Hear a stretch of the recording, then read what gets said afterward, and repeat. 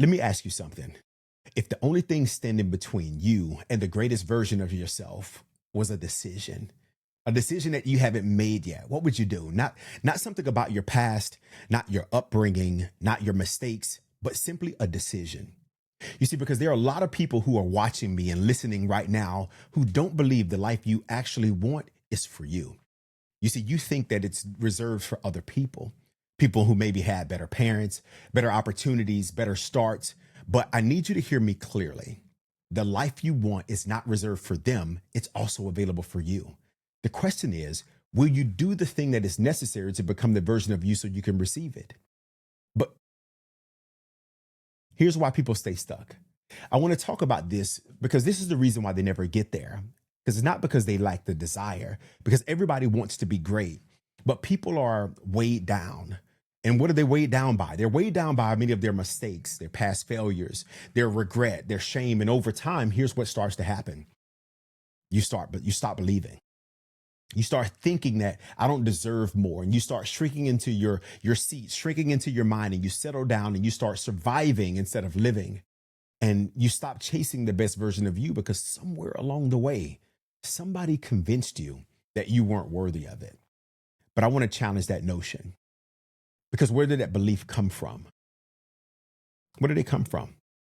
Most of the fear that you're carrying right now is not yours, but it's something that was handed to you, handed down from people who didn't get what they wanted, who didn't live up to their potential, for people who settled, from people who never elevated. And now you're carrying limits that don't belong to you.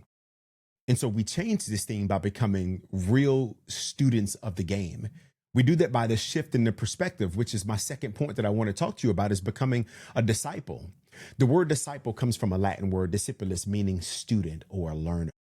You see, a disciple is someone who commits to learning, a person that commits to following, commits to growing, even when it's uncomfortable. So if you say you want to become somebody better, then you have to be a disciple of your own growth. That means you don't run from your experiences.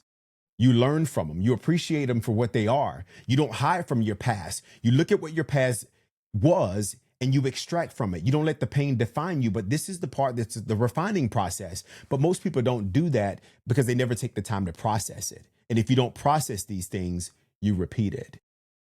So I want you to do something right now. I want you to grab a pen, grab your phone, grab a pencil, and I want you to write down three things. The first one is, what have I been through that I haven't learned from yet?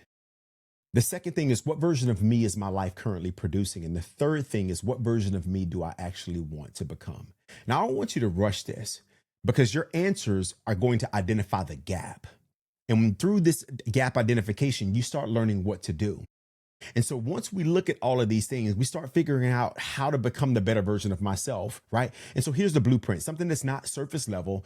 The first thing we have to look at now is, what does ownership look like? And I don't mean this low level ownership. I'm talking about becoming better. I'm talking about, to do this, it means you can't blame people. You have to own everything. No excuses, no more deflecting, true ownership, because the moment you start to blame, you start giving away power. But when you own it, this is when you take your power back. Why did this happen to me? No, that's not what we're going to be saying. We're not going to say they did this to me. We're going to look at, what am I going to do about it? And then we have to get to the point where we have discipline over emotion, because you're not going to feel like doing what's required. Let me say this again. You will not feel like every day this is what I want to do, because it's difficult. Elevation requires change, and change is not easy. Your feelings will be a part of it, but those feelings are temporary, right? And if you wait until you feel motivated, you will always be behind. The best version of you has to show up no matter what. Even when you don't feel like it, it has to show up. And through this process is when we start to break through that generational ceiling that some of you are living under. Some of you are living inside limits of other people that were never meant to be yours. And people don't like us to do that. Well, we've never had that. That's not for us. Those are the things that stop you. Just because your parents didn't have something doesn't mean you can't. And just because you didn't grow up having something doesn't mean that your children can't. You are the interruption, right? You are the reason why people will be able to live beyond themselves. So let me tell you this. I have been able to accomplish things I never thought I would be able to, but it meant I had to get rid of some things. All right. And I had to get rid of some things that were holding me back. And through that, my discipline changed, my decision changed. And now it's not about being comfortable, it's about your impact. And so when we start looking at how do we impact, we have to look at the disruption. Let me give you a picture. If your tire blows out on the road and you keep driving, that's going to do something. You're going to destroy the rim, right? You're going to destroy the rim, and then you're going to destroy the axle and eventually the entire vehicle. But that's what people do in life. They know something's broken, but they refuse to stop and change it. And then they start wondering why everything else is falling apart. So I need you to understand me. You cannot elevate without change. And change is uncomfortable. Change is inconvenient. Change is necessary. And so here's where I want you to go. I want you to focus. Here's my question. Ask yourself what needs to change. What is the thing that I've been avoiding? Because your next level is literally on the other side of that decision. You don't need a new life.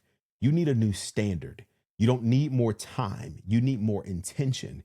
And I'm not gonna, you don't need anyone to give you permission. I'm not here for that, right? But because you were designed to be that person. So you just need to do the work. You just need to make the decision and become the better version of yourself. Become the better version of yourself that life is waiting on. Hey, listen, if this is something that hit you, I want you to share this with somebody who needs it. And I want to hear from you. What's one thing after listening to this, and one thing that you already know that you need to start changing today? Y'all, this is elevation, and elevation requires change. Let's go.